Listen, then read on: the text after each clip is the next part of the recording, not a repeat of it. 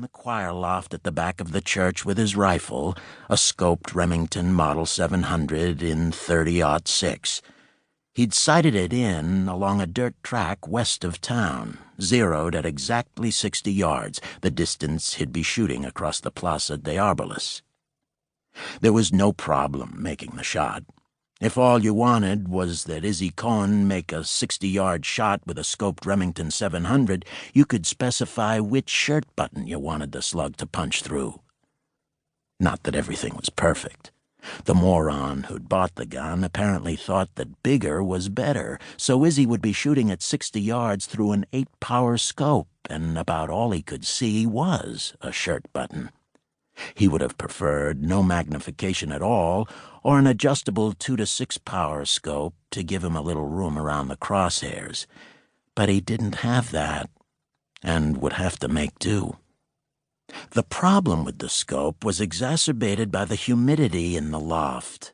Not only was the temperature somewhere in the 120s, he thought, but the humidity must have been 95%. He'd sweated through his shirt at his armpits and across his chest, and the sweat beaded on his cheeks and forehead and arms. When he put the rifle to his cheek, the scope fogged over in a matter of seconds. He had a bottle of spring water with him, and that helped keep his body cool enough to function, but there was nothing he could do about the fogging eyepiece. The shot would have to be a quick one. No matter. He'd scouted the play for 3 days. He knew what the conditions would be, and he was ready. Up high with a rifle, yellow vinyl kitchen gloves protecting against the inadvertent fingerprint, the jeans and thin long-sleeved shirt meant to guard against DNA traces. Izzy was good. He'd been in the loft for an hour and 10 minutes when he saw the 740 IL ease around the corner. He had 2 identical Motorola walkie-talkies sitting next to his feet. Izzy believed in redundancy. He picked up the first walkie-talkie, pushed the transmit button, and asked, "Hear me?" "Yes." "Come now." 1 minute. 10 of them had been sitting in the back of Gino's, the talk running down, a friend leaving and then another, with his new girlfriend who'd been brought around for approval. Then Paolo looked at his watch and said to Rinker, "We'd better get back." "Just a minute," she said. "Turn this way." She turned his chin in her hand, dipped a napkin into a glass of water, and used the wet cloth to wipe a nearly invisible smear of red sauce from his lower lip. "I was saving that for later," he protested.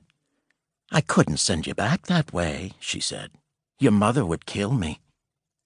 "My mother," he said, rolling his black eyes. They walked out of the Italian restaurant, just like the fucking Godfather, and the black BMW stopped beyond the balustrade that separated the restaurant's patio from the plaza. They walked past an American who sat at a circular table in his Hawaiian shirt and wide-brimmed flat hat, peering into a guidebook, all the details as clear and sharp 3 days later in the hospital as the moment when it happened. And the driver started to get out, and Paolo called, I got it.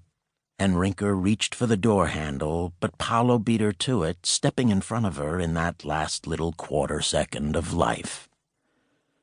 The shot sounded like a firecracker, but the driver knew it wasn't. The driver was in his pocket as Rinker, suddenly feeling ill, not in pain yet, but just ill and for some inexplicable reason falling, went to the ground, Paolo on top of her. She didn't understand, even as a roaring, ripping sound enveloped her, and she rolled and Paolo looked down at her, but his eyes were already out of control, and he opened his mouth, and his blood gushed onto her face and into her mouth. She began screaming as the roaring sound resumed.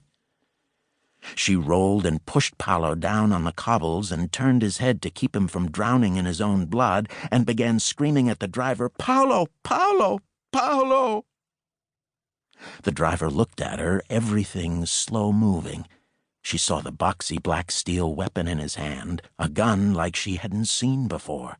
She saw his mouth open as he shouted something, then he looked back over the car and then back down at